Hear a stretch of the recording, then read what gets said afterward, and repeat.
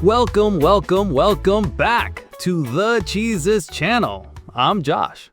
And I'm Jennifer. So glad you're joining us today, especially for this conversation we're about to dive into. We're talking about something really important, encountering His love. Yeah, Jen, have you ever just scrolled through social media or you're watching a show and you just kind of think, wow, they look like they're really living it up. Like all the parties, the alcohol, the wild relationships, it's just painted as this ultimate lifestyle, right? Oh, absolutely, Josh. It's like the world packages chaos as freedom, Do whatever you want, no consequences, no regrets, and you're just like, ooh, that looks so freeing. Exactly. But I don't know, Jen, I always wonder what's really behind that. Because, very few people are actually talking about the truth here. See, that's where I'm like, hold on a second. Because for so many people, myself included at times, behind that perfectly filtered image, there's just this deep pain and honestly an emptiness, People are searching, sometimes desperately, for something to fill this ache in their soul, but nothing less. Not the high, not the hookup, not the attention. It's just a growing sense of emptiness. And emptiness. Yes, it's like you chase all that stuff, you think it's gonna fulfill you, and then what? Just poof, gone. And you're left with even less than before. And it's not just us, right? Our teens, our young adults, they're just bombarded with this day after day. They're fed this version of life on their phones, in their music, on their screens.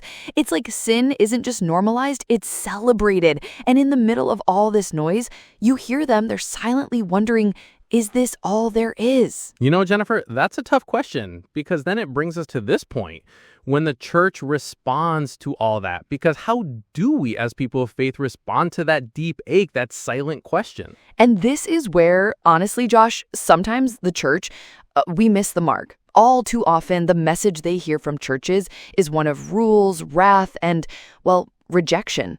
The focus, I think, becomes behavior, not brokenness, law, not love. Oh, I totally agree. It's like we hammer down on sin, we shout about consequences, and we emphasize what's wrong with people more than what's right with God. We're trying to help, right? But sometimes we push them away. That's what many don't realize.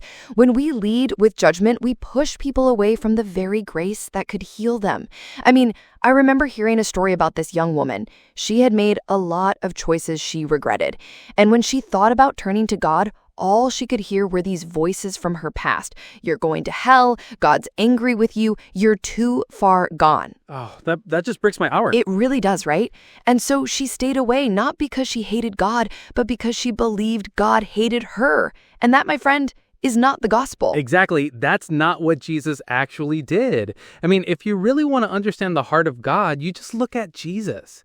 He didn't avoid people who were caught in sin. He walked straight towards them. He didn't throw stones. He didn't turn his back. He knelt down, looked them in the eyes, and gave them something completely unexpected: grace. Think about the woman at the well in the Bible, right? She had 5 failed relationships, living with someone who wasn't her husband. Jesus just sat there with her. Or the woman caught in adultery, about to be killed by a mob. And he saved her over and over again. He embraced the broken. He offered hope instead of hate. He didn't need perfect people to prove his love, He chose messy people to show it. And those encounters, Josh, they changed lives. The woman at the well became a bold voice in her town. The woman caught in adultery walked away forgiven and empowered to live differently. Not because Jesus excused their sin, but because his love gave them the power to walk away from it. And that, Jen, that's what real grace does. It doesn't leave you where it found you, it lifts you higher. It's the kind of love that changes everything. So if you're listening right now and you've been struggling with sin or addiction or shame, or if you just feel like you've messed up too much, please listen closely to this. God is not waiting to punish you. He's waiting to restore you.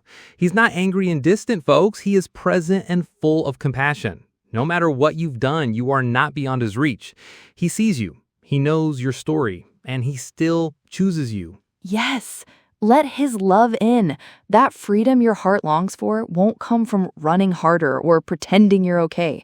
It comes when you finally stop and receive the kind of love that meets you exactly where you are, but doesn't leave you there. God's grace, my friends, it opens prison doors. And today he is holding out the key. Will you take it? We hope you will. We truly do. That's all for today on the Jesus Channel.